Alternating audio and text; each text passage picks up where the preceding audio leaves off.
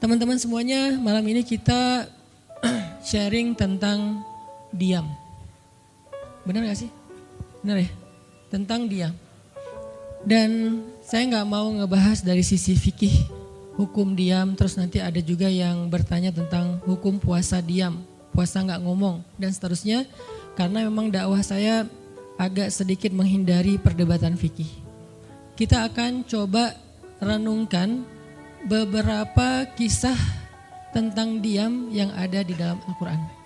Setidaknya ada 4 apa 5 gitu kisah tentang amazingnya diam itu di dalam Al-Quran. Yang menurut saya nih, setelah saya coba tadabbur beberapa ayat tentang kisah diam ini dalam Al-Quran, ternyata sama, poinnya tuh sama di antara semua kisah. Bahwa diam kalau kita lakukan itu tepat dan kita punya alasan yang jelas, maka diam itu akan menjadi jalan lahirnya keajaiban dalam hidup kita. Jadi jalan munculnya keajaiban dalam hidup kita. Banyak orang yang berbicara untuk membela diri, padahal kalau dia diam, Allah yang bela dia. Kita ngebela diri kadang-kadang gak ngaruh, karena pembelaan diri kita tuh dianggap subjektif. Tapi kalau Allah yang bela dia, Allah punya banyak cara dan Allah menggenggam hati manusia. Sehingga ketika misalnya kita ribut dengan seseorang, setelah kita menjelaskan duduk perkaranya, kita ngejelasin yang sebenarnya terjadi apa, udah cukup diam. Dan jangan melanjutkan perdebatan. Kenapa? Biar nanti sisanya Allah yang akan beresin. Nah ini butuh apa untuk bisa kayak gini nih? Butuh iman. Karena kalau kita imannya lemah, kita kayak agak meragukan Allah bakal ngebelain kita. Padahal kita dalam posisi yang benar, mungkin kita akan terus-terusan bela diri. Kita akan tulis panjang sampai di scroll, kita akan narasi dengan kata-kata, kita akan berdebat, kita akan kerahkan semua teman-teman yang bisa ngebelain kita akan cari semua argumen, kita akan cari semua kesalahan dia dibalikin.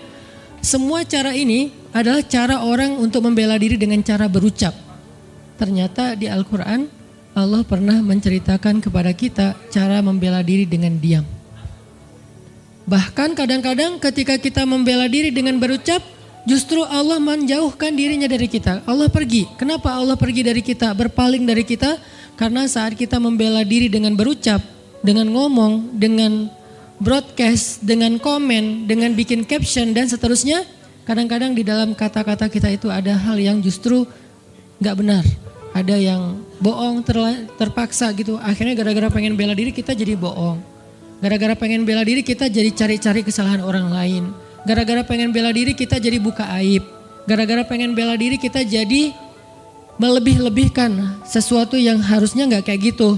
Artinya justru karena kita berucap, karena kita ngomong malah jadi salah.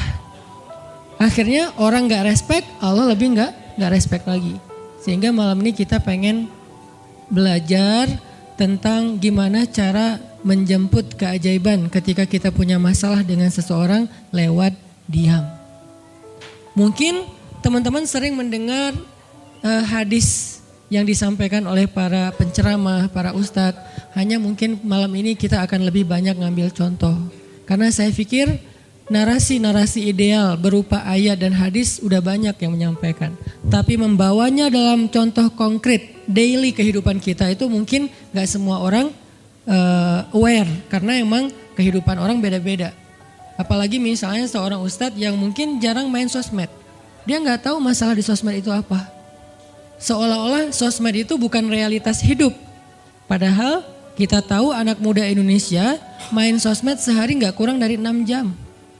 Berarti ada 6 jam realitas kehidupan kita yang jarang dibahas dan dibimbing dengan bimbingan agama Allah, Al-Quran dan hadis. Kenapa?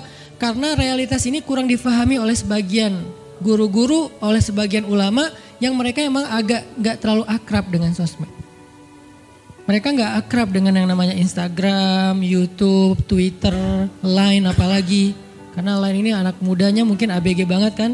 Jadi agak-agak kurang akrab. Kalaupun mereka pakai itu hanya karena soleh banget kali ya. Karena soleh banget jadi mereka pakainya sebatas sekedar share ceramah doang. Jadi gak main.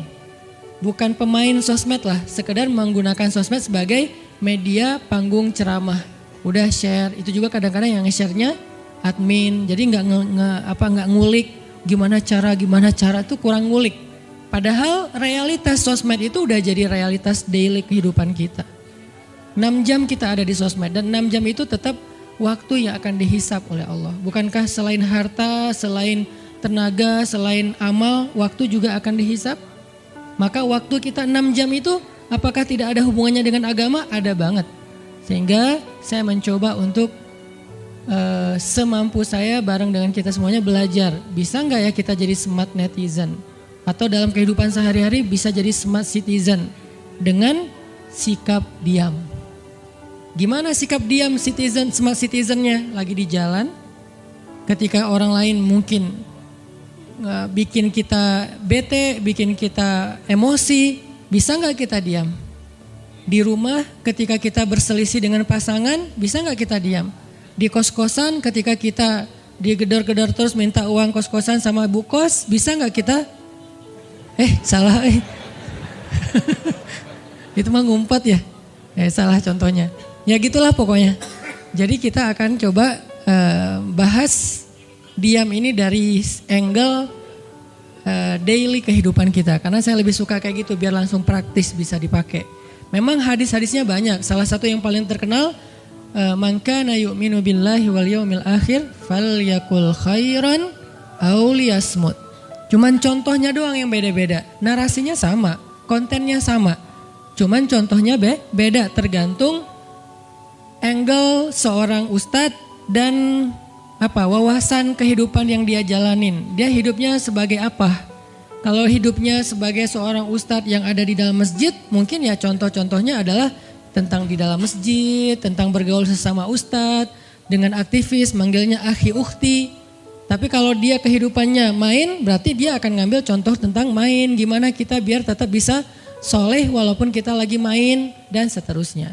Tapi narasinya sama. Man kana yu'minu billahi wal yaumil akhir falyakul khairan aw liyasmut. Atau nanti cerita yang lain kata Nabi, yang paling banyak memasukkan orang ke dalam api neraka 2. 1 lisannya, 2 kemaluannya. Ini 2 hal yang paling sering menyebabkan orang masuk neraka. Kalau kemaluannya kita tahu artinya dia hawa nafsu, syahwat. Kalau lisan ini ngomong, justru gara-gara kita ngomong banyak, kadang itu jadi kayak pemberat timbangan keburukan kita dan itu tuh rugi gitu. Makanya kita perlu belajar, bukan saya ngajak kita, kita diam aja seharian. Kayaknya agak kurang fair juga ya. Dan saya juga gak diam seharian. Susah kalau untuk diam seharian, apalagi sama keluarga, kan kita butuh ngobrol sama temen. Ya serealistis mungkin dan senatural mungkin. Cuman kalau lagi ada kasus bisa nggak nih kita diam? Terutama kalau lagi ada kasus. Terutama kalau lagi ada masalah. Dan saya yakin kita tuh pasti sering punya masalah dengan seseorang. Gimana caranya kita diam? Gimana cara Nabi diam ketika diomelin oleh Aisyah radhiyallahu anha? Ngomel, diam. Aisyah ngomel kepada Nabi, nggak menceritakan aib orang lain, nggak mencela, cuman ngomel karena lagi cemburu. Nabi diam. Beres Nabi diam, baru Nabi nanya, udahan Aisyah? Udahan. Terus Aisyah mau apa? Udah. Jadi nggak didebat sama Nabi. Padahal Nabi kalau mau mendebat, hadisnya banyak banget. Tinggal sesungguhnya saya bersabda, kan beres ya. Udah selesai. Tapi kok Nabi nggak pakai hadis? Kok malah kita yang pakai hadis Nabi untuk mendebat? Sementara Nabi pemilik hadis nggak pakai hadis buat berdebat. Kalaupun beliau berdebat, perdebatan yang positif, perdebatan yang konstruktif, yang membangun, yang memberikan hasil yang insya Allah tetap menjaga akhlak. Itu yang disebut dengan wajadilhum billati hiya ahsan. Tapi kalau dengan keluarga, Nabi itu nggak suka debat. Istrinya ngambek, istrinya rame-rame nggak mau nggak mau ngomong sama Nabi, ya udah Nabi di mihrab ngomong aja sama Allah sama Jibril. Ternyata lebih dahsyat lagi. Ketika Nabi di mihrab ngomong sama Allah dan Jibril doang, akhirnya istri-istrinya lebih dari seminggu ngerasa kayak nasib kita gimana ya, kok Nabi udah nggak mau ngomong sama kita lagi, kok kita digantung gini gitu kan ya. Akhirnya turunlah ayat Al-Quran yang menegur istri-istri Nabi gara-gara perilaku mereka kepada Nabi. Ini menunjukkan bahwa ayat-ayat tentang diam itu menjadi solusi itu luar biasa loh. Dan saya pengen malam ini sebagai motivator, katanya sebagai motivator saya pengen memotivasi kita supaya kita percaya diam itu solusi. Diam itu keajaiban. Nggak usah komen itu ternyata nggak nge-replay komen head itu ternyata bagus. Nggak usah terlibat dalam perdebatan di sosmed itu tuh bagus banget.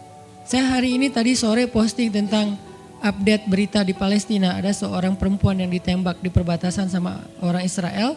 Kenapa saya turn off si komennya? Karena saya tahu ini akan mengundang emosi. Jadi takutnya malah kemana-mana kan. Jadi ngomong politik, jadi ngomong apa. Mending di turn off aja deh. Tapi kalau yang lagi saya dibully saya biasanya nggak nge-turn off. Yang di turn off tuh hal-hal yang sifatnya memunculkan polemik yang semakin melebar. Jadi kurang produktif. Akhirnya kita offin dulu komennya. Tapi saya tetap pengen share itu biar orang update berita dari sana tuh lagi apa. Dan mudah-mudahan saya berharap itu di repost orang banyak. Akhirnya jadi minimal membangun awareness masyarakat dunia bahwa Palestina itu layak untuk merdeka. Dari dulu udah layak untuk merdeka sejak mereka dijajah oleh Israel. Itu doang sih kampanyenya. Tapi saya nggak mau kampanyenya melebar kemana-mana sehingga di offin dulu aja komennya. Kenapa? Off komen itu kadang-kadang bagian dari diam baik. Ngapain juga kita ladenin komen yang macam-macam walaupun mungkin komennya itu ada yang kita berpihak sama dia, sepaham dengan dia, ada yang beda. Tapi tetap aja saya lihat kadang-kadang komen itu berlebihan. Sampai muncul kalimat-kalimat mencela, sampai marah-marah, sampai caps lock tanda seru kan ya. Ini kan nggak nyaman lagi kan kalau udah kayak gini, mending diam. Nah di sini kita pengen belajar diam itu ternyata ajaib. Diam itu ternyata benar-benar kata orang emas. Diam itu ternyata solusi. Diam itu ternyata pembelaan diri yang paling efektif. Kalau selama ini kita masih percaya membela diri yang paling efektif ngomong. Membela diri yang paling efektif itu bikin postingan. Membela diri yang paling efektif itu bikin caption yang bagus. Membela diri yang paling efektif itu komen. Membela diri yang paling efektif itu minta pembelaan dari manusia. Ternyata mungkin itu benar, tapi ada yang lebih efektif lagi. Membela diri dengan diam. Dan gimana cara membela diri dengan diam sampai mendatangkan keajaiban? Itu yang akan kita coba renungkan malam ini. Oke, yang pertama kita akan baca kisah diam di surat Maryam, surat favorit saya. Coba teman-teman buka surat Maryam, surat 19. Di dalam surat ini ada 2 adegan diam.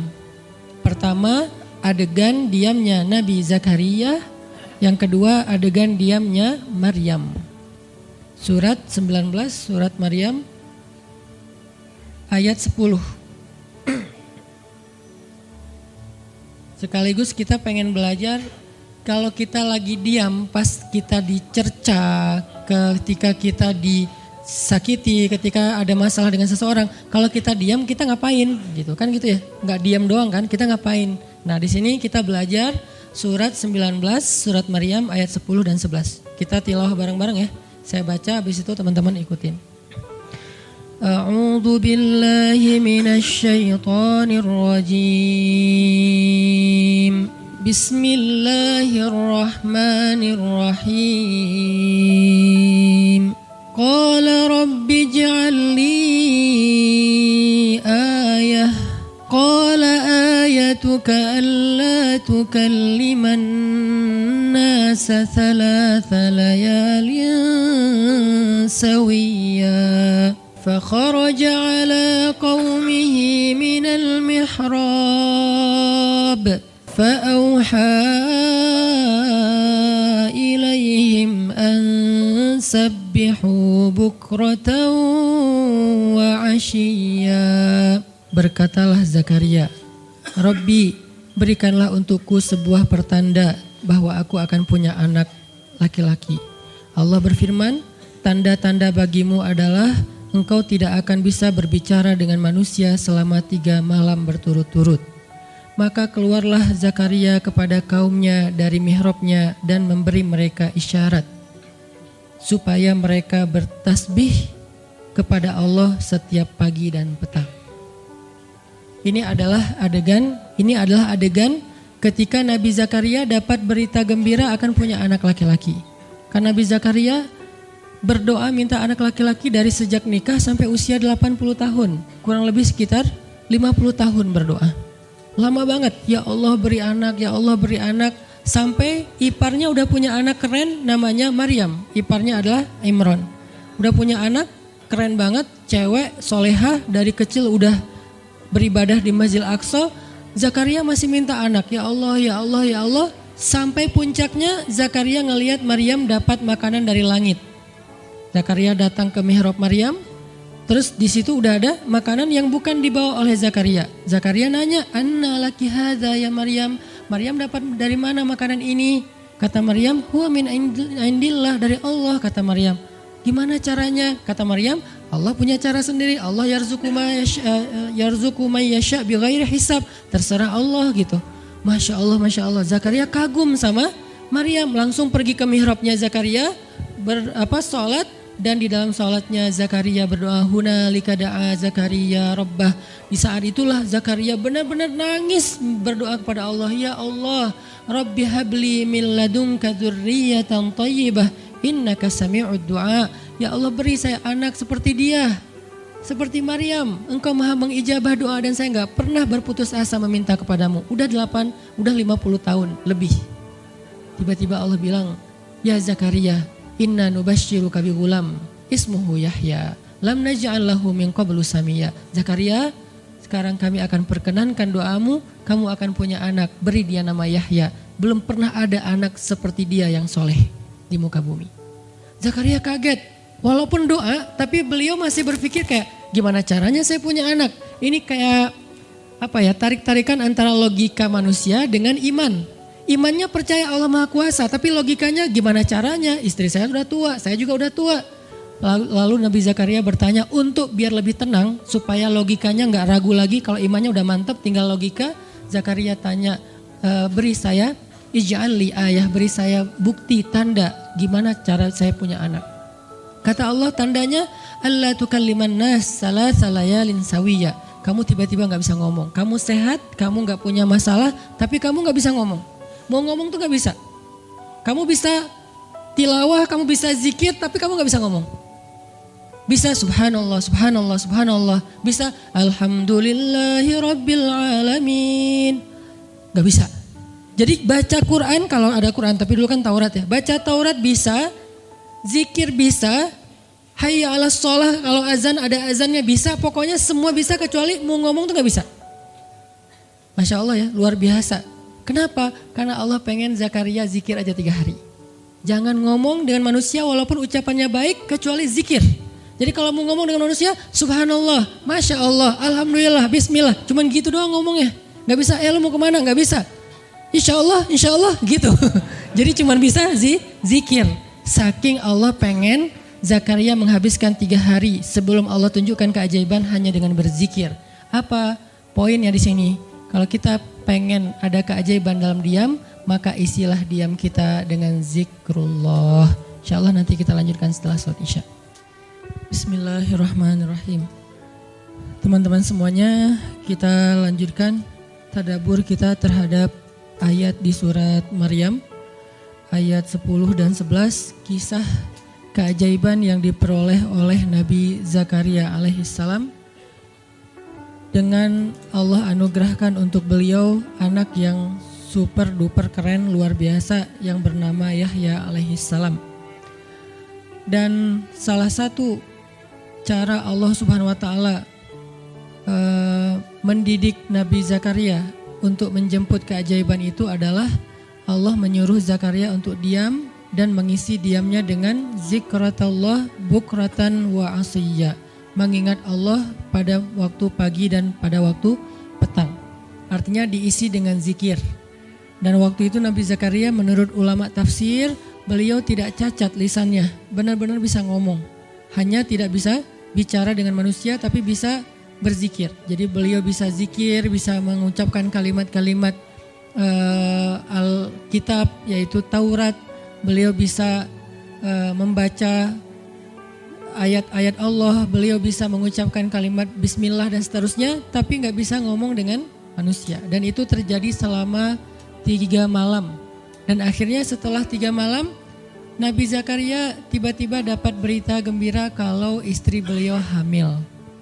Ini pelajaran penting banget buat kita. Kalau ini pernah berlaku terjadi kepada Nabi Zakaria, keajaiban dengan cara kayak gini, maka ini juga akan terjadi kepada kita. Itulah alasan kenapa kisah tersebut direkam dalam Al-Quran. Supaya dia menjadi pelajaran hudan lil muttaqin. Itu kenapa Allah katakan Al-Quran hudan lil muttaqin. Petunjuk bagi orang yang bertakwa. Orang yang pengen memperbaiki diri. Orang yang pengen dapat solusi. Muttaqin, orang yang pengen wa may yattaqillaha yaj'al lahu makhraja. Dapat jalan keluar. Wa yarzuqhu min haitsu la yahtasib. Dikasih rezeki yang enggak terduga-duga. Wa may yattaqillaha yaj'al lahu min amrihi yusra, diberikan kemudahan. Wa may yattaqillaha yaj'al lahu yukaffir anhu sayyi'atihi, dihapuskan semua dosa. Wa yu'dhim lahu ajra, dikasih reward yang berlipat-lipat. Maka siapa yang pengen dapetin keajaiban-keajaiban orang bertakwa itu, maka jadikanlah Al-Quran sebagai petunjuknya, hudan lil muttaqin. Nah, gimana cara kita jadiin Al-Quran sebagai petunjuk? Jawabannya juga ada di ayat yang sama. La raiba fih, jangan ragukan ayat-ayat Al-Quran. Termasuk kisah-kisah yang ada di dalamnya. Sehingga kalau kita benar-benar percaya kisah Nabi Zakaria mendapatkan keajaiban dengan cara diam dan zikir, maka kita coba terapin itu dalam masalah hidup kita. Insya Allah kita juga akan mendapatkan keajaiban dan kejutan seperti yang didapatin oleh Nabi Zakaria. Itu pesan poin yang ada di dalam ayat 10 dan 11 surat Maryam. Sehingga buat sebagian orang yang mungkin ngerasa selama ini sering disakiti, sering dicuekin, sering didebat, sering diapain, jangan terlalu diladenin. Kadang-kadang ada teman saya nanya ke saya, Ustadz ini ada yang ngomongin Ustadz gini di sosmed, perlu kita balas gak nih? Saya bilang udah diamin aja. Itu tuh santai, tapi sebetulnya itu ada kayak alasan kenapa saya memilih sikap itu. Bukan karena kayak males ribut, sebetulnya kadang-kadang kan ribut itu kayak nyenengin ya. Kayak olahraga emosi gitu kan. Rame-rame di sosmed itu kayak asik kan, kayak kita ngegame gitu kan. Jadi nge-replay komen-komen orang kayak lucu-lucuan gitu. Saya pernah lihat Rachel V-nya bagus juga sih. Ini bukan dalam hal negatif tapi positif, makanya saya sebutnya nama. Rachel itu kan main kemarin ke Australia sama New Zealand.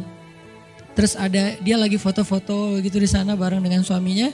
Tiba-tiba ada yang komen, Sel, lo gak cocok di tempat itu. Tempatnya bagus tapi gara-gara lo jadi kurang bagus gitu. Terus dia jawab, ya gue gak cocok tapi dompet gue cocok, kata dia. Kadang-kadang perlu digituin juga sih ya, biar paham. Karena kata Ustaz Abdul Somad, sombong kepada orang yang sombong adalah sedekah. Tapi itu mah pilihan. Rasal memilih sikap santuy. Tapi dengan dia guyonin, kalau saya memilih sikap diam aja deh. Karena saya takut kalau saya ngomong malah jadi panjang debatnya. Dan saya merasa gak mampu untuk selalu membela diri dengan argumen. Karena membela diri dengan argumen kadang-kadang ya kalau bahasa Ustaz Umar Mita, orang yang mencintaimu tidak butuh alasan. Orang yang membencimu tidak akan menerima alasan. Jadi kayak ya udahlah, diamin aja. Ternyata dengan kita diam muncul aja keajaiban. Banyak keajaiban. Jadi benar-benar saya percaya banget diam itu tuh keajaiban. Dan itu berlaku dalam dakwah, berlaku dalam masalah keluarga. Ketika istri lagi ngambek, dia misalnya komen panjang di sosmed, di WhatsApp misalnya, dia kayak misalnya namanya juga lagi ngambek ya, ngomong panjang di WhatsApp. Kalau saya sabar untuk diam, itu tuh beres dengan sendirinya dan akhirnya malah lebih baik. Tapi kalau saya kepancing, jadi kita balas-balesan. Sepanjang hari WhatsAppan terus gak beres-beres, tapi hasilnya makin lama tuh tangan pegel, hati panas. Karena kayak pengen dia balas apa, oh balesin lagi, balesin lagi. Terus aja gitu habis energi dan kerasa gitu capeknya tuh luar biasa. Tiba-tiba muka jadi lebih tua gitu kan ya. Tiba-tiba berkerut semua. Terus warna kulit makin doff gitu.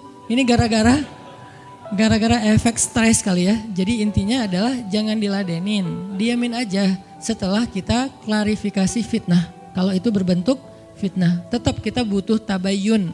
Klarifikasi biar tidak menyebar fitnah. Tapi beres klarifikasi nggak usah diperpanjang. Berapa kali mungkin teman-teman ngelihat mungkin saya pernah nggak ada apa-apanya sih dibandingkan Ustadz Felix. Kalau beliau lebih pro lah dalam masalah kayak gini. Kalau saya beberapa kali dibully di sosmed, Pernah nggak saya ladenin? Hampir nggak pernah. Cuman klarifikasi maksudnya, udah beres, diamin aja, diamin. Sepahit apapun, sepanas apapun kalimatnya, yang kadang-kadang Ustaz nggak baca, penasaran soalnya. Kalau kita diam karena nggak baca mungkin nggak ada challenge-nya kan. Ini baca komennya semua sampai ribuan itu satu-satu dibaca tuh. Oh gini ya, bisa gini ya orang ngomong teh. Terus aja dibacain satu-satu. Capek cari air putih, minum lagi, baca lagi gitu. Terus sampai beres dibaca itu. Mungkin 2 hari lah baru khatam. Saking banyaknya komen. Tapi mencoba lagi belajar, bukan udah jago enggak, sama sekali enggak. Mencoba lagi belajar, bisa enggak setelah udah panas banget, gergetan banget beberapa, udah bisa banget tuh dibalesin, di replay.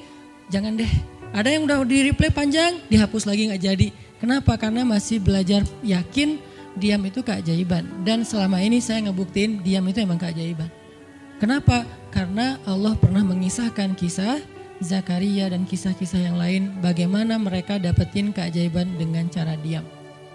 Ini yang kita coba pengen rubah sedikit persepsi kita. Nggak selalu bela diri dengan ngomong. Kadang kita bela diri itu dengan diam. Nggak selalu kita dapetin keajaiban itu dengan hanya mengandalkan manusia. Tapi justru kita dapetin keajaiban saat kita mengandalkan Allah Subhanahu wa Ta'ala. Itu tuh dahsyat. Yang kedua, sekarang setelah Nabi Zakaria dapat keajaiban anak yang soleh banget, sampai Allah kisahkan di ayat 13 gimana solehnya dia, 14, 15 dan seterusnya. Sekarang kita baca kisah kedua, yaitu kisah Sayyidah Maryam. Yaitu ada di ayat 26. Petikannya ada di, cuplikannya ada di ayat 26. Kalau kisah Maryam mah dimulai dari ayat 16 ya. Tapi yang masalah diam itu ada di ayat 26, 27, 28, dan 29. Bismillahirrahmanirrahim. Fakuli washrabi wa qarri aina fa imma tarayinna minal bashari ahadan فقولي إني نذرت للرحمن صوما فلن أكلم اليوم إنسيا فأتت به قومها تحمله قالوا يا مريم لقد جئت شيئا فريا يا أخت هارون ما كان أبوك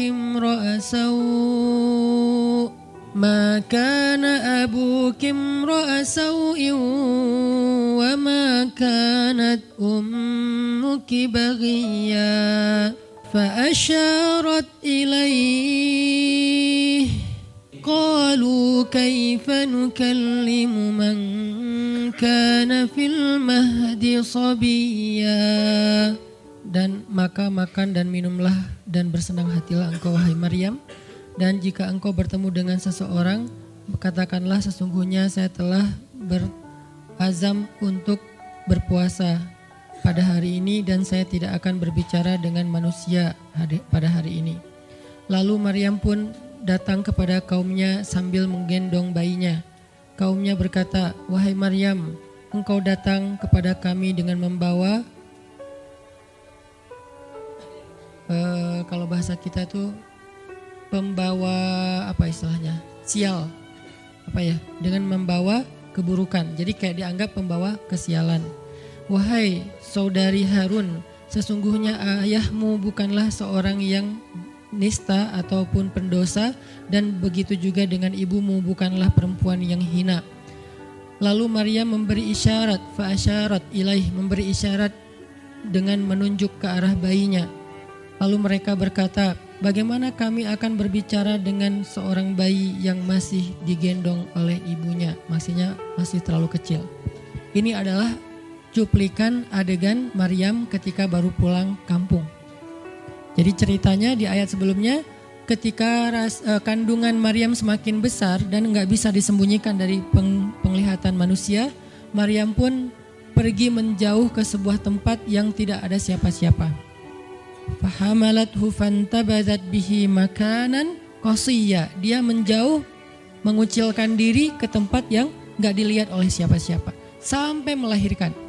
Jadi kurang lebih sekitar 3 bulan 4 bulan Maryam gak ada di Al-Quds, gak ada di di Masjidil Aqsa dan sekitarnya. Dia pergi mengasingkan dirinya supaya tidak ada yang menghujat Maryam karena ngelihat perutnya sudah semakin besar dan dia gak punya suami. Setelah melahirkan, akhirnya Allah perintahkan Maryam untuk pulang. Setelah Allah ngasih makan, minum dan kebahagiaan buat Maryam, fakuli washrobi wa qarri aina, dengan adegan korma yang menjatuhkan buah-buah rutop dan seterusnya, pulanglah Maryam. Nah, Maryam tahu ketika dia pulang dengan membawa bayi, dia pasti akan dihujat, dicela, dicaci maki, dibully oleh kaumnya. Lalu Allah memberi kepada Maryam bekal. Gimana cara ngadepin yang kayak gitu-gitu? Kata Allah, kalau kamu ketemu manusia, ketemu orang-orang, ketemu kaummu, bilang ke mereka, saya tidak berdebat hari ini. Saya gak akan berdebat. Jadi dia tetap bisa ngomong. Tapi dia bilang, saya gak akan berdebat. Saya gak akan bicara dengan siapapun hari ini, karena saya sudah bernazar untuk diam. Bilang kayak gitu kepada kaummu. Maka fa'atat bihi qaumaha tahmiluh. Maka datanglah Maryam kepada Al-Quds, kepada kota Al-Quds dengan membawa bayinya yang digendong. Datang. Baru dari ujung kota kelihatan Maryam, muncullah orang-orang Bani Israel semuanya rame di pasar-pasar mereka, semuanya menghadang Maryam. Maryam tiba-tiba dihadang di gerbang kota Al-Quds. Gak boleh masuk kota Al-Quds. Tadinya ada yang satu orang lihat, Maryam. Langsung dia datang ke kota, dia umumkan ke semua orang, wahai Bani Israel, perempuan yang hina yang kita cari-cari sekarang sudah datang membawa bayi haramnya, membawa bayi selingkuhnya, membawa bayi hasil zinanya. Akhirnya orang-orang yang ada di Masjidil Aqsa, yang ada di rumah-rumah, yang ada di pasar, semuanya berkumpul di depan gerbang kota. Menghalang Maryam masuk. Kebayang gak perasaan Maryam? Padahal dia itu lahir di situ, dia beribadah di situ, ayahnya orang situ, ulama pula, pamannya Nabi pula di situ, tapi dia sekarang dihadang oleh semua penduduk Al-Aqsa, penduduk Al-Quds, Bani Israel. Ketika Maryam mendekat, mereka mengatakan, ya Maryam, laqad ji'ti syai'an fariya. Ini bahasa Al-Quran. Kalau aslinya lebih tercela daripada ini, karena ini bahasa Al-Quran yang tinggi, Allah menggunakan bahasa simbolik saja. Yang terjadi, mereka mencela Maryam. Mereka bilang, Maryam kamu pembawa sial, Maryam kamu perempuan hina, Maryam kamu tukang zina, Maryam kamu selingkuh, Maryam kamu ternyata pelakor, segala macam. Kebayang gak seorang perempuan yang mulia dituduh dengan kata-kata kayak gini? Sedih, pengen jawab, pengen bilang saya ini gak pernah berbuat dosa, ini nih Allah yang ngasih kepada saya gak punya suami dan saya diberikan anak yang suci dan segala macam. Enggak. Tanya kepada Zakaria kalau gak percaya, saya punya buktinya segala macam. Gak usah, diam aja. Maryam bisa ngomong kalau mau. Maryam by the way adalah perempuan secerdas Sayyidah Aisyah. Dia itu kayak Aisyah cerdasnya, kayak Khadijah bijaksananya, kayak Fatimah lembutnya, kayak Asiyah sabarnya. Maryam itu istimewa. Sampai sebagian ulama mengatakan Maryam satu-satunya nabi dari perempuan. Satu-satunya nabi dari golongan perempuan. Sebagian kecil ulama ada yang menyebutkan demikian. Sehingga mereka menyebut Maryam alaihassalam. Saking Maryam ini keren banget, istimewa banget. Tapi jumhur ulama sejarah mengatakan Maryam bukan nabi, tapi dia perempuan solehah, orang soleh. Bahkan 1 dari 4 perempuan sempurna di muka bumi. Dan tidak ada yang kelima. Cuman ada 4. Kamula minar rijali katsir, kata Nabi. Laki-laki yang sempurna itu banyak, yaitu para rasul dan para nabi.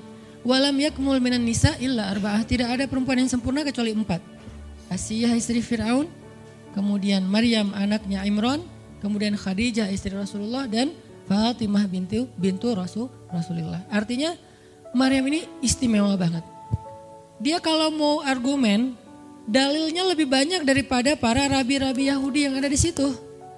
Karena ketika Maryam dulu berkhidmat di Masjidil Aqsa, Maryam itu nggak belajar seperti yang lain-lain. Karena kan dulu orang Bani Israel itu paling anti sama cewek ya. Buat mereka perempuan itu kasta kedua. Seolah-olah perempuan itu nggak punya hak yang sama dengan laki-laki.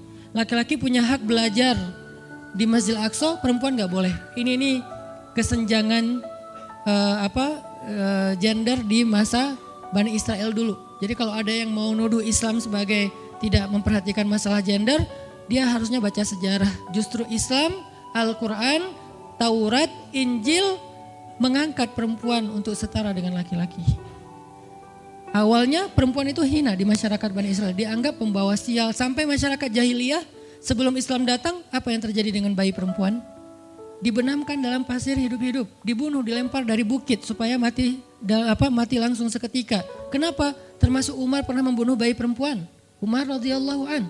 Kenapa dia sedih banget? Karena dia ingat masa lalu ketika dia pernah membunuh bayi perempuan. Kenapa mereka membunuh bayi perempuan? Karena dianggap perempuan ini membawa sial. Tapi datang Islam mengubah tradisi itu. Mengubah persepsi publik. Yang tadinya perempuan dianggap hina, dalam Islam dikatakan surga ada di bawah telapak kaki ibu. Muncul harga diri perempuan naik. Apalagi sebaik-baik kalian yang paling baik untuk istrinya dan aku yang paling baik untuk istriku di antara kalian. Muncul lagi hadis, kalau seandainya laki-laki mau bersabar terhadap istrinya, maka harusnya dia bersabar 70 kali sehari kalau dia disakiti oleh istrinya. Yang ke 71 baru dia boleh marah. 70 belum boleh marah. Jadi perempuan, ibu-ibu, istri kalau mau bikin suaminya sebel sampai 69. Atau 70 boleh lah. Tapi yang ke 71, nah ini udah layak dimarahin. Tapi kan gak pernah ada sampai 70 kan. Paling juga 10%-nya lah, 7 kali sehari. Dan itu istiqomah setiap hari. Hari ini kok kamu gini lagi sih, kemarin udah beda hari. Jadi beda hitungannya, 0 lagi mulai dari awal. Tapi nanti ada hadis penyeimbang. Nabi itu kan bijaksana banget. Yang diajarin bukan cewek doang, cowok juga diajarin. Ketika hadisnya supaya memuliakan perempuan ada, nanti ada lagi hadis laki-laki. Seandainya seorang perempuan menjilat luka dan darah dan nanah di tubuh suaminya, itu belum bisa membayar satu saja kebaikan suami kepada dia. Jadi menjilat lukanya aja belum bisa bayar kebaikan, terus ngapain marah-marah coba. Sehingga dua-duanya ada nasihat untuk suami. Kalau istrinya lagi ngambek, namanya juga lagi sedih, ya udah kamu sabar aja 70 kali. Untuk istri jangan ngambek, karena kalau kalian berbuat baik aja belum bisa bayar kebaikan mereka. Terus gimana dong Ustadz? Ya udah, sekarang solusinya adalah sama-sama mengambil sisi baiknya. Kayak gitu nasihat Nabi. Makanya saya agak kurang setuju kalau khutbah Jumat itu memakai hadis menjilat darah dan nanah. Karena yang dengar suami. Wah bener nih khutbah Jumat, saya senang banget khutbah Jumat hari ini. Pulang-pulang, mah tadi khutbah Jumat keren banget. Nih mah, kebenaran aku catat. Nih mah, gak bisa. Kalau khutbah Jumat pakailah hadis sabar 70 kali. Menasihati suami. Kalau majelis taklimnya ibu-ibu, masalah tadi seandainya saya boleh menyuruh manusia sujud kepada manusia, saya suruh sujud istri kepada suami. Masing-masing ada hadisnya, jangan disilang. Ini gak bijak dalam ceramah, karena harusnya memberi nasihat yang bisa memperbaiki, bukan menambah tuntutan baru. Wah benar nih kalau suami saya dengar, harusnya suami saya datang, Ustadz boleh enggak acara selamatan di rumah saya nanti temanya ini gitu. Kalau perlu ngundang Ustadz yang dia kenal, request dulu untuk ngemojokin pasangan, ini enggak bijak. Balik lagi ke cerita tadi, Maryam tuh pintar banget, cerdas banget. Dari kecil dia udah hafal Taurat. Ibarat anak sekarang hafal Quran. Dan lebih sulit ngafal Taurat daripada Quran. Kenapa? Karena bahasa Al-Quran itu sastra banget. Jadi ngafalnya itu kayak ngafal syair. Itu aja udah susah kan? Kebayang gak ngafal Taurat? Lebih sulit lagi tuh. Dan Maryam dari usia di bawah 5 tahun udah khatam Taurat. Udah tahu tafsir Taurat usia 7 tahun. Bahkan saking keren dan pinternya Maryam, kadang-kadang ketika Maryam ngobrolin tentang Taurat sama Zakaria, itu Zakaria sampai geleng-geleng kepala. Maryam, gitu maksudnya? Sampai nanya ke Maryam. Gitu maksudnya. Maryam ngomongnya ke Zakaria udah kayak ngajar gitu. Saking pinternya Maryam. Jadi hadis-hadis Zakaria Maryam hafal. Kan para anbiya tuh punya hadis kan. Hadis Zakaria dihafal oleh Maryam. Tauratnya Musa dihafal oleh Maryam. Kebijaksanaan para nabi dihafal oleh Maryam. Dia dari usia 10 tahun itu udah jadi ulama besar Maryam. Artinya kalau misalnya orang mau berargumen dengan Maryam, dia punya banyak bahan. Dia punya banyak narasi. Dia lagian Maryam itu pintar ngomong. Tapi Maryam diam. Jadi kalau kita ngerasa pintar ngomong, pintar komen, pintar apa, tetap aja kita punya alasan harusnya kita diam. Karena Maryam yang lebih daripada kita ternyata juga diam. Akhirnya Maryam diam. Dikatakan ya ukhta Harun. Diingatkan lagi dengan kemuliaan keluarga Imran. Ya ukhta Harun, ma akana abuki mra'asau wa ma kanat ummuki baghiya. Ayah kamu itu Imran loh Maryam, kamu enggak malu punya bayi di luar pernikahan sementara keluarga kalian itu keluarga baik-baik. Apa kamu tega menyakiti ayahmu, mencoreng nama besar dan nama baik keluarga besarmu dan seterusnya. Maryam makin luar biasa, panas banget, sedih banget. Dan Maryam itu yang lebih berat lagi teman-teman. Mungkin kalau kita digituin agak kebal ya. Terutama cowok lah. Cowok kalau digituin agak kebal karena emang kurang berperasaan sih kalau cowok ya.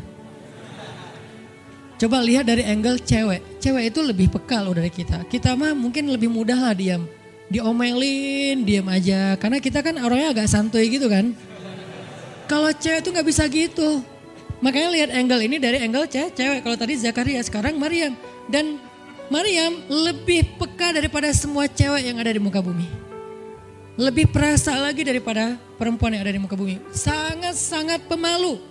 Saking pemalunya ketemu cowok keren, ta'awuz coba. Cewek itu perasaannya lebih dalam daripada kita. Jadi kalau misalnya cewek-cewek, Maryam tuh gak punya, ketemu cowok keren aja dia ta'awuz.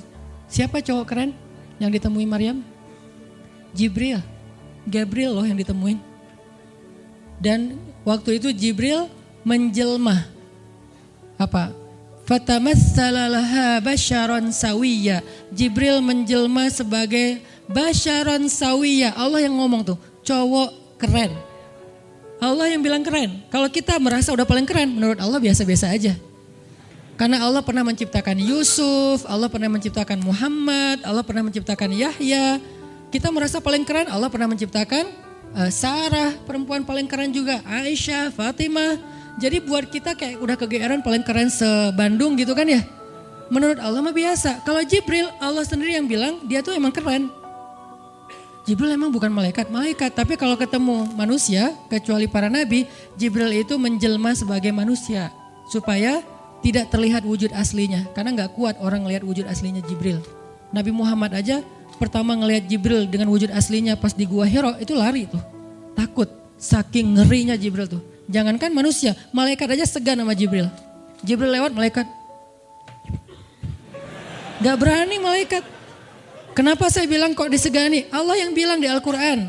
Dia itu malaikat yang disegani. Dzu mirratin. Dzu mirrah kalau bahasa kita malaikat yang sangat berwibawa. Sehingga di antara malaikat aja gak ada yang sembarangan bicara sama Jibril. Mau bicara sama Jibril kayak aduh segan malu gitu malaikat, cuman gak pakai itu mah Sunda ya. Pokoknya malaikat mah gak berani ngomong sama Jibril saking segannya. Kenapa? Gagah banget wujud aslinya. Ketika dia membentangkan sayapnya, itu sayap menutupi timur dan barat. Jadi matahari, bulan, bintang udah gak kelihatan. Yang kelihatan cuma Jibril dengan keagungannya. Itu belum Allah ya, baru ciptaan Allah. Jibril salah satu makhluk Allah yang paling agung. Sehingga saking kerennya Jibril, Allah gak menyebutnya dengan nama malaikat. Padahal golongannya malaikat, tapi Allah menyebutnya dengan Ruhul Quds, Roh Kudus, yaitu Jibril. Nah ketika ketemu dengan Maryam, Jibril bermisal itu menjelma sebagai basyaron sawiyya, cowok keren banget. Saking kerennya Jibril, Umar aja terkesima ngeliat Jibril. Pernah Jibril datang ngajarin iman, Islam, ihsan kepada Nabi Muhammad. Dan Umar ngeliat Jibril terkesima, gak bisa ngomong, diam aja. Benar-benar speechless banget nih Umar. Jibril udah pulang, baru Nabi nanya, Umar tahu nggak itu siapa? Hah, apa Rasul? Gitu. Saking masih kayak terkesima. Apa Rasul? Tahu nggak barusan siapa? Siapa ya Rasulullah? Saya nggak kenal orang itu, kok keren banget. Kata Rasul, itulah Jibril. Masya Allah itu Jibril. Ya Alhamdulillah bisa ngeliat Jibril langsung, tahu gitu tadi. Gitu ya. Kalau bahasa kita mah udah langsung pengen foto-foto kan sama Jibril. Kebayang nggak cowok sekarang lihat Jibril? Baru lihat artis Korea aja kita udah kayak gimana kan, BTS atau apa, udah segala macam, udah guling-guling, udah gigit jari, baru BTS doang. Kadang-kadang nggak ngelihat BTS langsung, cuma lihat di TV doang udah aku nggak bisa gini, aku nggak bisa gitu kan ya. Belum ketemu Jibril loh. Jadi nggak ada lah artis sekeren Jibril. Baru Yusuf aja udah pada ngiris tangan, belum malaikat. Sampai ketika cewek-cewek ketemu Yusuf, mereka bilang apa? Ini bukan manusia, ini malaikat. Jadi gantengnya Yusuf tuh bukan ganteng-ganteng apa? Itulah. Ganteng kok hewan gitu kan. Ini ganteng-ganteng malaikat. Belum ada tuh film atau sinetron itu. Yusuf itu ganteng-ganteng ganteng-gantengnya tuh malaikat. Levelnya tuh level malaikat. Jadi kalau ada Jibril, ada Yusuf kayak, nih yang mana Yusuf, mana Jibril ya? Keren dua-duanya. Nah Jibril datang ketemu Maryam bukan di atas panggung rame-rame. Berdua coba, intimate banget kan? Kalau di atas panggung teriak-teriak gak keren lah, biasa aja. Ini tuh berdua, private banget. Di satu ruang kecil, berdua gak ada yang tahu. Tiba-tiba Jibril berdiri di depan Maryam, senyum dengan khas senyumnya malaikat yang mematikan gitu. Maryam pas buka mata lagi zikir ngelihat Jibril depan matanya keren banget. Langsung Maryam bilang apa? A'udzubillah. Cie, wibawa banget kan Maryam? A'udzubirrahmani minka in kunta taqiyya. Jadi emang elegan sih orang-orang soleh itu. Dia langsung nunduk, dia bilang A'udzubirrahmani minka in kunta taqiyya. Aku berlindung kepada Allah yang Maha Rahman. Kenapa ngomongnya Rahman? Karena keren. Kalau enggak keren, a'udzubillah. Karena keren, A'udzubirrahman. Tapi masih ta'awuz, cuman pakainya Rahman. Karena Allah tuh maha pengasih yang udah bikin kamu tuh keren. Diksinya luar biasa ya.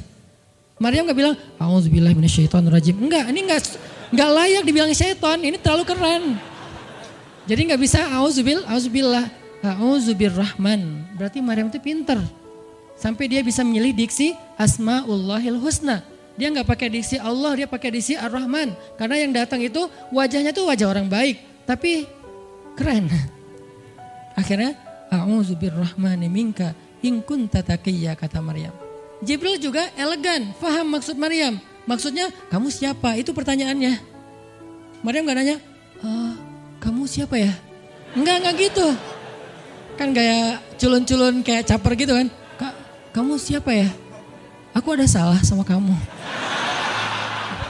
Enggak gitu sih Maryam ngomongnya.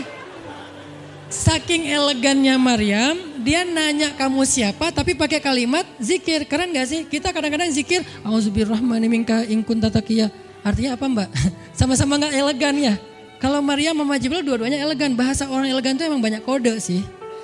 Jadi kita mah yang polos-polos kayak gini, yang remeh-remeh rempeyek gak jelas gini, ya gak akan paham kalau gak baca tafsir. Makanya kalau mau theater of mind, baca Quran itu pakai tafsir, pakai kisah. Baru kita ngerti kondisinya, oh gitu banget ya.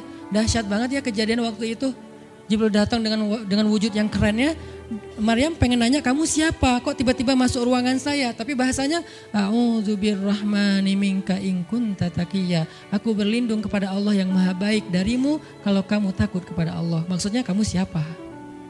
Takut gak kamu sama Allah? Baru Jibril mengatakan, saya adalah utusan Allah, berarti malaikat, untuk memberi kabar kepadamu kalau kamu akan punya anak. Baru Maryam melihat, gimana saya punya anak? Ya udah ada obrolan nih. Dan mereka udah biasa aja, oh Jibril, saya kira siapa? Udahlah, gak mungkin. Artinya udah kayak gitu nih kesolehan Maryam. Artinya Maryam itu orang yang sangat peka banget, perasaannya dalam banget. Terus nanti ketika Maryam melahirkan anak, tahu gak kata-kata Maryam apa? Ya laitani mittu qabla hadha wa kuntu nasyam mansiya. Saat Maryam merasakan sakitnya kontraksi, mau melahirkan Isa, Maryam itu sambil kontraksi sambil bilang, ya laitani mittu qabla hadza wa kuntu nasyan mansiya. Aduhai seandainya saya mati aja sebelum kejadian ini dan saya dilupakan oleh manusia seolah-olah saya tidak pernah ada. Kenapa Maryam ngomong kayak gini? Maryam ngebayangin betapa malunya dia nanti kalau harus membawa bayinya ketemu Bani Israel yang pada bawel. Bani Israel itu terkenal kaum yang paling bawel. Bawelnya banget. Kalau kita baca Al-Baqarah itu isinya kebawelan Bani Israel. Kata Nabi Musa, sembelihlah Al-Baqarah. Al-Baqarah itu kan banyak, yang warna apa? Cari yang warnanya bersih. Yang bersih kan juga ada belang-belangnya gak dikit. Terus yang beratnya berapa kilo, yang dari mana, dari Bali atau NTB atau dari mana? Bawel banget. Udahlah cari aja seekor sapi, sembelih beres. Tapi nanya lagi, bertele-tele. Itulah Bani Israel. Dan Maryam tahu banget karakter kaumnya. Jangankan dengan fitnah kayak gini nih, ketemu Nabi yang udah menyampaikan hal yang benar aja, itu di debatnya tuh habis-habisan. Apalagi dengan kondisi Maryam. Makanya Maryam takut banget, dia nggak kuat menanggung malu. Kalau kita mungkin masih kuat lah nanggung malu. Kadang-kadang malah malu-maluin gitu kan. Kalau Maryam gak kuat nanggung malu, berarti orang yang seperti ini harusnya kan berat banget untuk diam kan. Gak akan kuat diam, harusnya dia ngomong gitu, dia belain diri. Tapi Maryam itu sisi lainnya adalah perempuan yang mukminah, siddiqah, sangat yakin sama Allah. Allah suruh diam, ya udah diam. Gimana pun dihujat, diam. Kata Allah diam, diam. Ya Allah mereka bilang saya itu berzina, diam. Ya Allah bilang ini anak haram, ini anak saya nih, anak yang mulia. Anak yang satu-satunya ketika lahir nggak disentuh setan di antara manusia loh. Satu-satunya manusia ketika lahir nggak disentuh setan. Nabi Muhammad setannya malah diislamkan. Beda, kerannya itu beda. Kalau Isa nggak disentuh setan. Kalau Nabi Muhammad setannya malah masuk Islam. Masing-masing punya keistimewaan lah. Tapi satu-satunya manusia yang lahir nggak disentuh setan cuman Isa. Kita semuanya pernah disentuh. Lahir langsung. Apa sih lo datang-datang ke dunia nambah-nambahin kerjaan gua gitu kan. Kita nih orang biasa, jadi pas lahir tuh udah ada langsung setan bisik-bisik, yuwas bisufi sudurinas, makanya disuruh azan kan. Karena kenapa? Biar nggak dibisikin sama setan. Dan kalau bisa suara azan kita harus lebih lembut daripada suara setan, karena setan juga kayak nge-tricky gitu. Saya ibu kamu. Anak bayi dinina bobokan sama setan, hiduplah iblis gitu-gitu kan.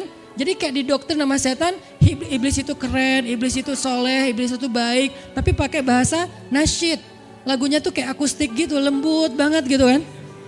Makanya suara muazin kalau azanin anaknya yang lembut, jangan azan Allahu Akbar, asyhadu alla ilaha illallah. Dia malas ke masjid nanti kalau udah dewasa. Kenapa? Gue malas banget dengan suara ini nih. Salahnya siapa coba? Salah ayahnya. Belajar azan di Al-Latif sama Muzammil sama Teras Tafiz. Biar azannya tuh kayak Allahu Akbar. Bayinya senyum-senyum. Ntar gue bisa lebih dari itu. Canda. Intinya adalah Maryam itu pemalu banget. Jadi dia bisa banget untuk ngebales. Tapi dia diam. Sampai akhirnya fa'asyarat ilaih. Dia memberi isyarat. Arti memberi isyarat, dia nunjuk ke arah Isa alaihissalam yang masih digendong, kalau kalian mau ngomong aja sama bayinya. Allah yang nyuruh kayak gitu. Makin kayak marah dan makin menjadi-jadi orang Bani Israel ketika Maryam memberi isyarat nunjuk ke arah Isa. Mereka bilang, "Ya Maryam, kamu udah gila apa? Sekarang kamu nyuruh kami bicara dengan bayi yang masih dalam gendongan ibunya?" Benar, Maryam tuh ternyata udah stres gila. Dia gara-gara ditinggal sama selingkuhannya, sekarang dia jadi orang gila. Wah, luar biasa tuduhan kepada Maryam. Maryam diam aja sedih, nahan air mata. Tapi bukan emotikon yang menggenang air mata di sini ya. Nahan aja air mata sampai kemudian Allah datangkan keajaiban. Jadikan bayinya bicara. Qala, Isa bicara. Panjang lagi omongannya Isa. Ibuku ini baik, ibuku begini-begini, saya itu hamba Allah, saya itu anak yang suci, saya itu begini-begini, sampai beres baru mereka pada pulang karena mereka merasa terbantahkan semua tuduhan palsu mereka kepada Maryam. Masuklah Maryam, disambut mulia oleh beberapa orang. Maryam itu perempuan mulia, Allah mendatangkan dia sebagai keberkahan. Tadi dituduh pembawa sial, sekarang disebut pembawa berkah. Mulailah Maryam terkenal. Isa dididik, kemana Isa pergi, anak-anak kecil segengnya Isa pengen jadi temannya Isa. Gue temannya Isa lo, gue temannya Isa lo. Gak lama kemudian Isa jadi temannya Yahya. Ketika dia udah bisa main sama Yahya, main berdua sama Yahya. Kemana-mana berdua, Yahya, Isa. Tapi usianya agak jauh berbeda. Ketika Yahya udah masuk SD, Isa barulah lahir. Jadi kayak agak sekitar 7-10 tahun lah kurang lebih. Mereka jarak usianya. Tapi pas Isa udah remaja, mereka udah nyambung ngobrol. Nah, kelebihan masing-masing, kalau Yahya ini penghafal kitab Taurat, datang Isa, Yahya menghafal kitab Injil. Yahya Nabi, Isa Rasul, satu level di atas Nabi. Kalau Nabi mengikuti ajaran Rasul sebelumnya, kalau Rasul membawa ajaran baru. Jadi sebelum Isa lahir, Yahya mengikuti ajaran Musa dengan kitab Tauratnya. Setelah Isa lahir, Yahya mengikuti ajaran Isa dengan kitab Injilnya. Jadi bisa dibilang Nabi yang mengikuti dua ajaran Rasul, Yahya alaihissalam. Dia menghafal dua kitab suci sekaligus, Taurat dan Injil. Perempuan Maryam radhiyallahu anha, dia menghafal kitab Taurat dan Injil dari anaknya sendiri. Inilah kisah Maryam yang mendapatkan keajaiban dengan cara diam.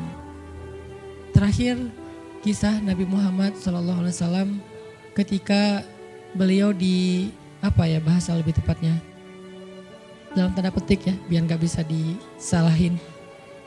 Kayak didiemin lah sama istri-istri beliau.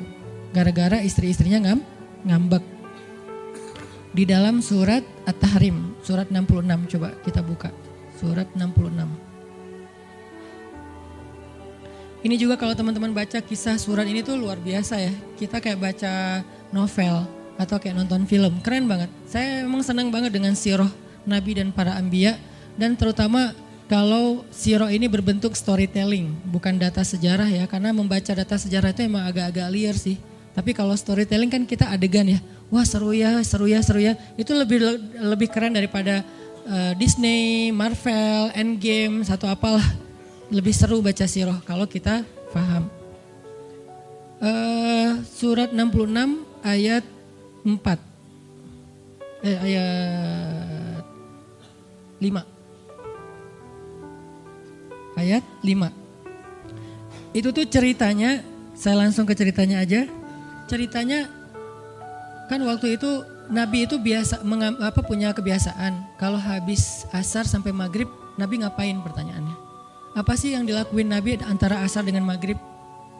Ternyata kebiasaan Nabi di hari Jumat di hari-hari biasa antara asar dengan maghrib itu adalah keliling ke rumah-rumah istrinya. Antara asar dengan maghrib itu waktu family time lah, keliling antara rumah-rumah istrinya. Kalau nggak habis dalam satu hari, besok dilanjutin. Nah hari itu Nabi datang ke rumah Maria yang dari Mesir itu, istri beliau yang dari Mesir, Maria Kiptiyah, dan lama di rumah Maria, nggak pindah-pindah gitu. Sementara Hafsah sama Aisyah udah nungguin Nabi di rumahnya Aisyah berdua, karena emang Hafsah sama Aisyah ini kan ngegeng banget ya berdua ya. Kayak soulmate banget lah, walaupun sama-sama istri Nabi tapi mereka kayak fair, berdua tuh gak ada masalah. Kalau yang dengan yang lain mereka cemburu. Nungguin di rumah Aisyah. Hafsah, Nabi di rumah siapa sih sekarang? Kata Hafsah, di rumah Maria. Kok lama banget sih di rumah Maria, dikasih makan apa sih? Gak tahu tuh, dari tadi kita tungguin gak datang-datang. Kan sesama cewek nih ngobrol. Lama gak datang-datang, menjelang maghrib Nabi baru datang. Aisyah udah agak bete nih, lama banget sih giliran di Maria aja datang lama, di rumah saya gak datang-datang. Begitu Nabi datang, tuh Nabi datang. Dia aja Aisyah sama Hafsah. Assalamualaikum. Waalaikumsalam. Kayak ngambek gitu kan. Kata Nabi, Aisyah kenapa? Hafsah kalian kenapa? Kata Aisyah, ya iyalah sedih. Kok di rumah Maria lama banget dikasih makan apa sih, enak ya? Kata Aisyah. Enggak makan apa-apa, cuma minum madu. Oh kata Hafsah, pantesan kok bau mulutnya gak enak. Pasti madunya gak benar tuh di sana tuh. Iya gak benar, jangan minum madu lagi kata Aisyah. Kata Nabi, ya udah mulai sekarang saya nggak akan minum madu lagi. Demi apa? Menyenangkan hati Aisyah. Aisyah langsung yes, Nabi nggak akan minum madu lagi demi saya. Berarti saya kan istimewa banget. Kenapa bisa istimewa? Karena aslinya Nabi itu hobi banget minum madu. Kayak saya mungkin senang minum kopi. Tapi demi istri, mulai sekarang saya nggak akan ngopi lagi. Kan istri saya ngerasa, wah demi aku tuh dia nggak mau ngopi lagi. Kan keren kan? Akhirnya Aisyah ngomong ke istri-istri yang lain, kalian tahu nggak? Kata Aisyah, kayak ngomong di grup gitu kan.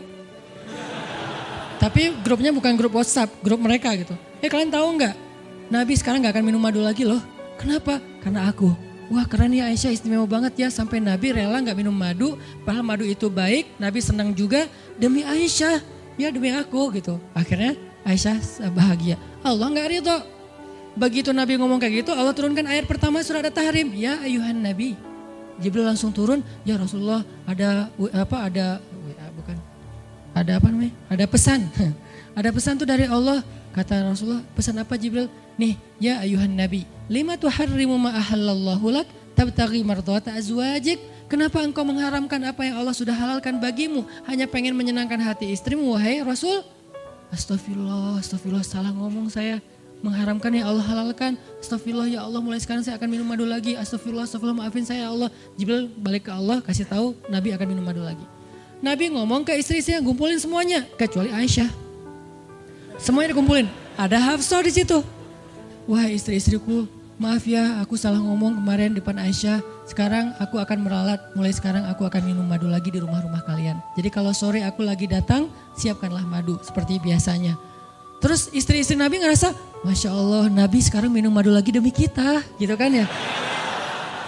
Kan antara mereka kan saling pengen nunjukin siapa yang paling istimewa kan. Demi kita sekarang Nabi udah minum madu lagi. Nabi sampai meralat kata-katanya. Akhirnya ternyata kalimat itu sama Hafsah disampaikan ke Aisyah. Kalau bahasa sosmed kita di capture, di forward. Kan bahaya banget kan? Disampaikan ke Aisyah. Aisyah tuh lihat Nabi sekarang minum madu lagi loh. Demi siapa coba? Demi kami.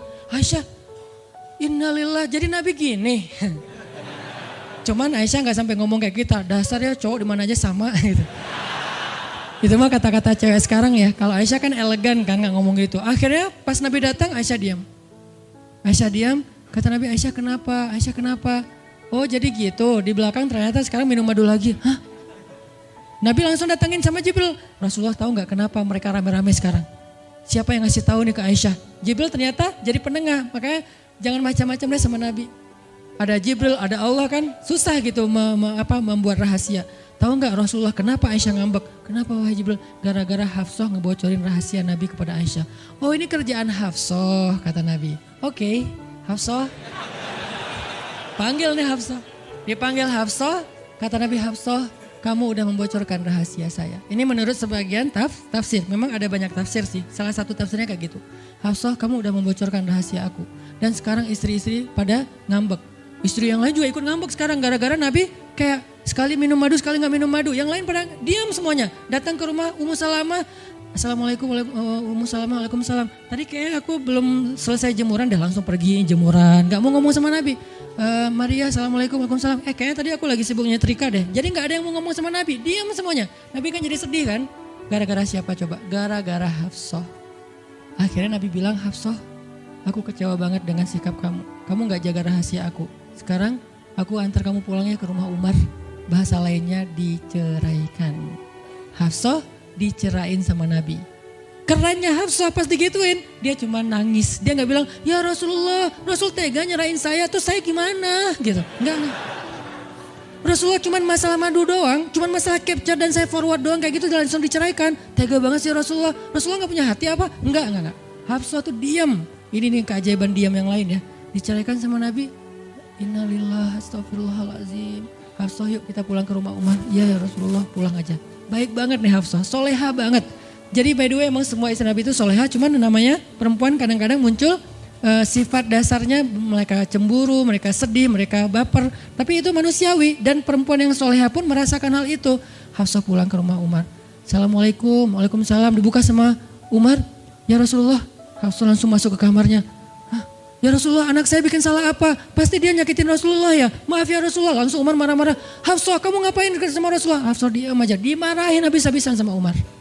Umar tahu sendiri, sayang banget kan sama Nabi. Ketika ada masalah antara Nabi dengan anaknya, pasti yang dimarahin anaknya, bukan Nabi. Nabi pulang, Hafsah diomelin sama Umar. Diam aja, gak ngomong apa-apa. Diam. Akhirnya Jibril turun. Ya Rasulullah, ada pesan dari Allah. Apa wahai Jibril? Di surat At-Tolak, surat putus. Kan At-Tolak itu artinya diputusin. Bahasa ini pesantrennya dicerai. Turun surat At-Tolak.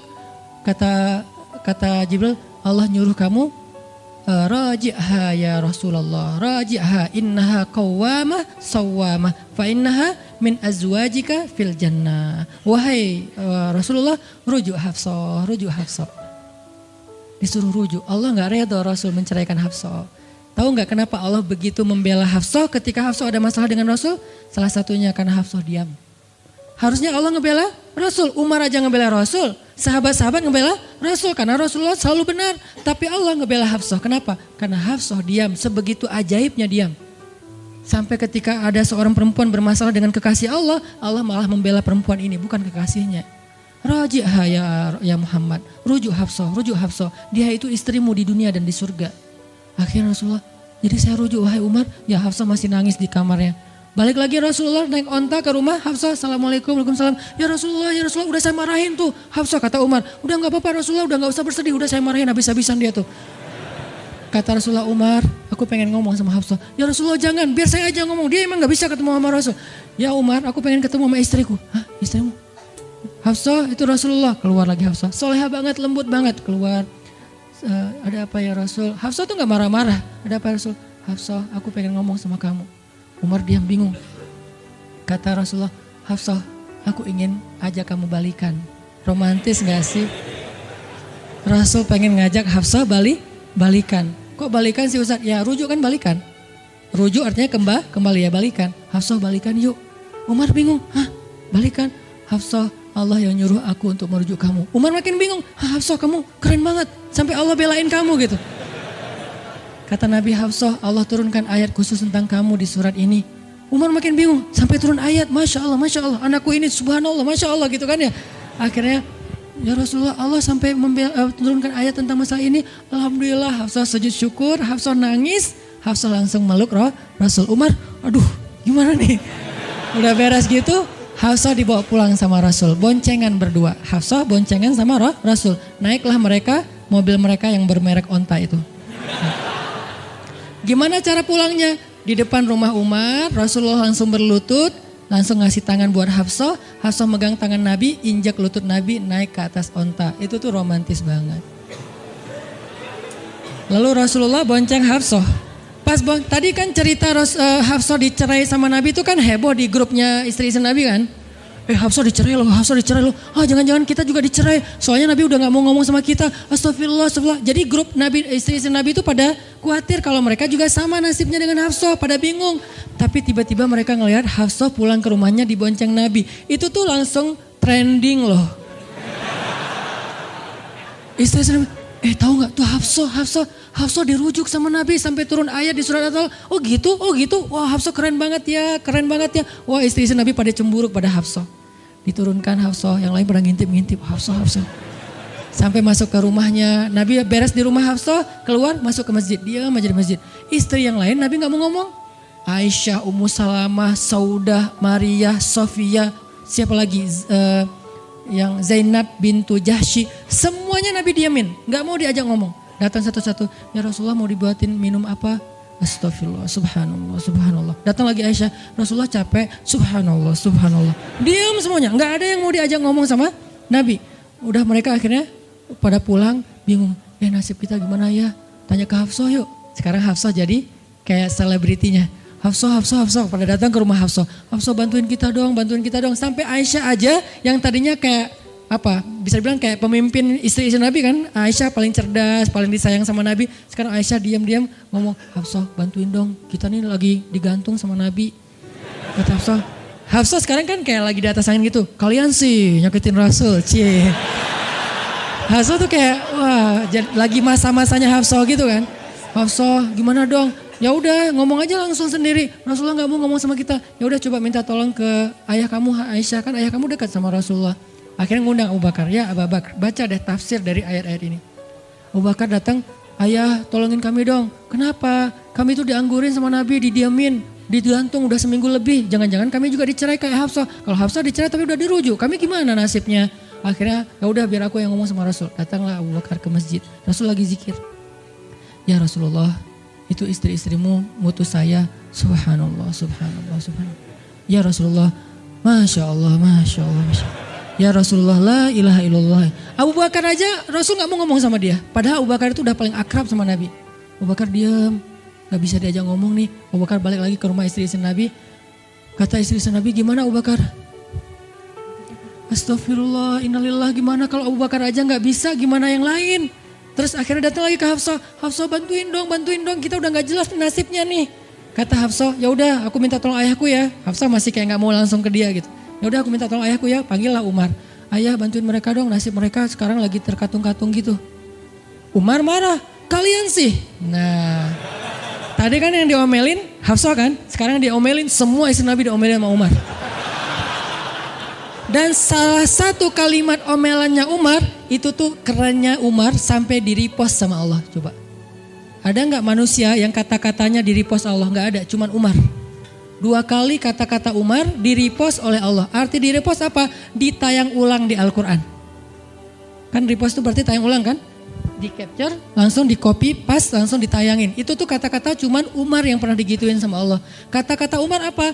Ayat ke-5.